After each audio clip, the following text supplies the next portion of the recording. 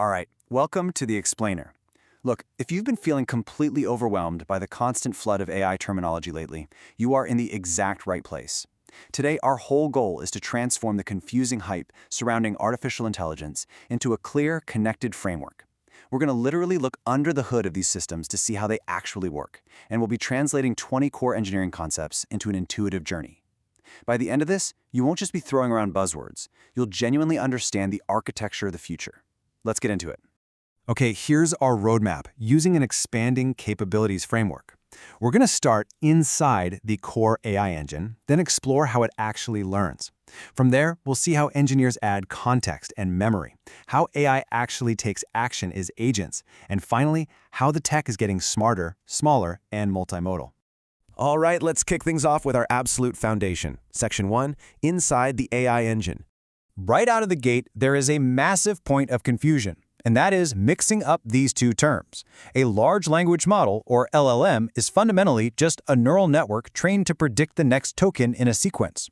You can kind of think of the LLM as the complete product. It's the car. But the transformer? That's the specific underlying algorithm driving it. It's the engine. I mean, you could technically build a car with a different type of engine entirely, like a diffusion model, but today, transformers are absolutely the engines powering the most famous LLMs we use. So how does this engine actually process a prompt? Let's follow the journey of a phrase like, all that glitters. It goes through three main steps. First up is tokenization, where the text gets chopped into discrete little tokens. And it's not just cutting by spaces. AI looks at suffixes like ing or ers to really understand parts of speech. Second is vectorization. This is where those tokens are mapped into an n-dimensional space as coordinates. It's wild. It captures their inherent meaning, so words with similar meanings are literally clustered together mathematically. Finally, the attention mechanism swoops in and adds nearby context to those vectors. And this attention mechanism is where the math gets absolutely beautiful. It solves the problem of human ambiguity. Think about the word apple. How does a computer know if you mean the fruit you eat or the massive tech company? Well, it looks at the neighborhood. By doing some incredible math, the attention mechanism takes the vector for apple and literally pushes it toward the coordinates for banana and guava if the word tasty is nearby.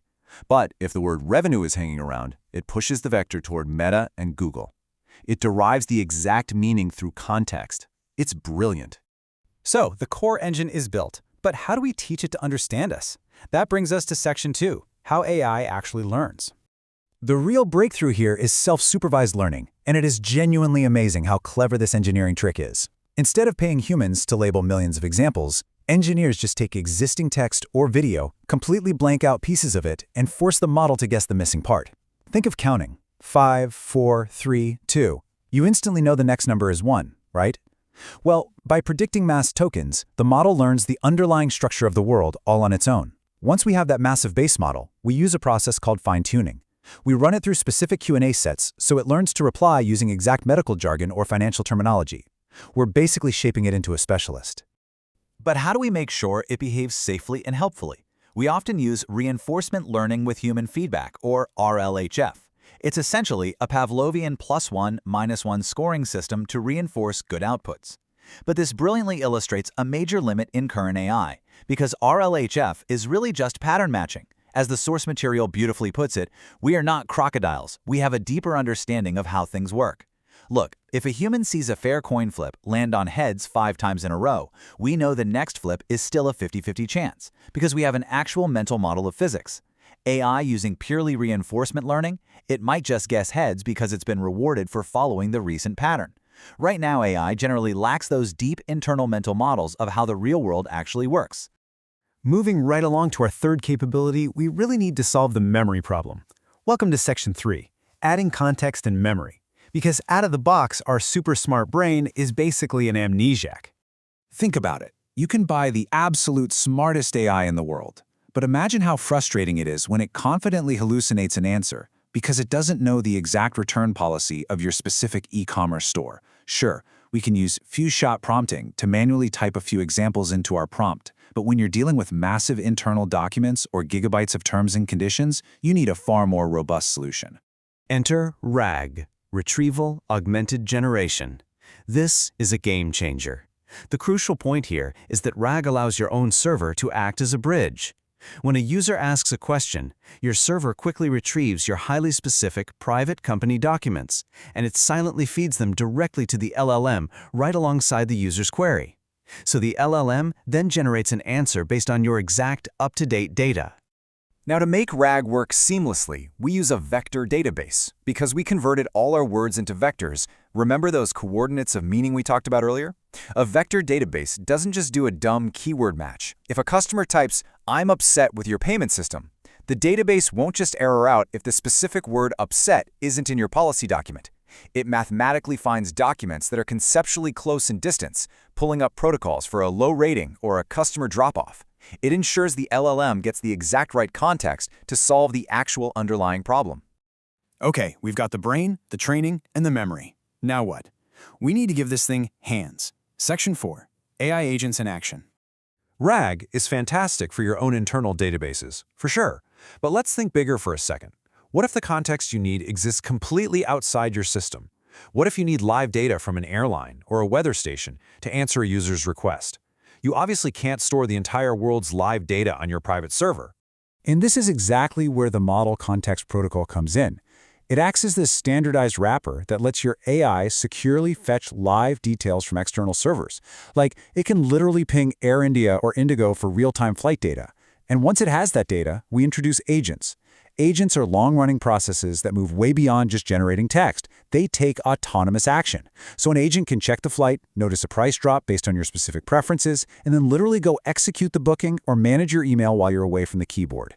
Because of all this, we are rapidly shifting away from standard prompt engineering. I mean, prompt engineering is stateless. You're just tweaking a single prompt for a single response. Instead, we're entering the era of context engineering.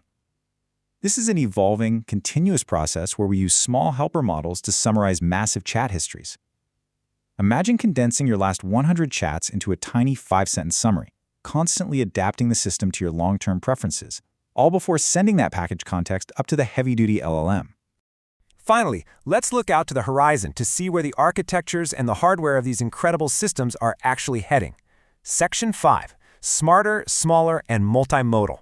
First off, they are getting exponentially smarter through a technique called chain of thought. The newer reasoning models are actually trained to pause and break complex problems down step by step. They generate hidden thoughts before they answer, which drastically improves their logic.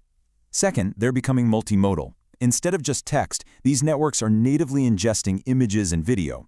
Think about it. By tracking how a cat physically moves across a video frame rather than just reading the word feline, the AI develops a much deeper, far richer understanding of objects and physics in the real world. It's a huge leap forward. But let's be real. Massive models are incredibly expensive to run, and companies want to keep their proprietary data secure on their own hardware. So engineers are using a process called distillation. They take a massive teacher LLM, we're talking hundreds of billions of parameters, and they use it to train a highly specialized small language model, or SLM. They force this fast, cheap little student model to basically mimic the exact outputs of the massive teacher model for a very specific task, like customer service. The result? You get near-expert performance for a fraction of the computing cost. And for the final brilliant engineering magic trick, quantization. See, once a model is fully trained, its neural network weights are typically massive 32-bit numbers. But through quantization, engineers condense those weights down to just 8 bits. It's exactly like compressing a huge high-fidelity WAV audio file into a tiny MP3. You save up to 75% of your memory during inference, which is the production phase when real users are actually asking it questions, and you do it without radically changing the quality of that initial training. It makes AI incredibly fast and remarkably cheap to run. So when you put all this together, by understanding these 20 concepts, from tokenization and attention to agents and quantitation, you can completely cut through the media hype. You start to see that we are no longer just building simple little chatbots. We are designing complex, autonomous, reasoning ecosystems that can truly perceive the world and take meaningful action. The architecture is out there. The tools are ready to go. The only real question left is, what part of it are you going to build next? Thank you so much for joining me on this explainer. I really hope this sparked your curiosity to dig even deeper into the tech.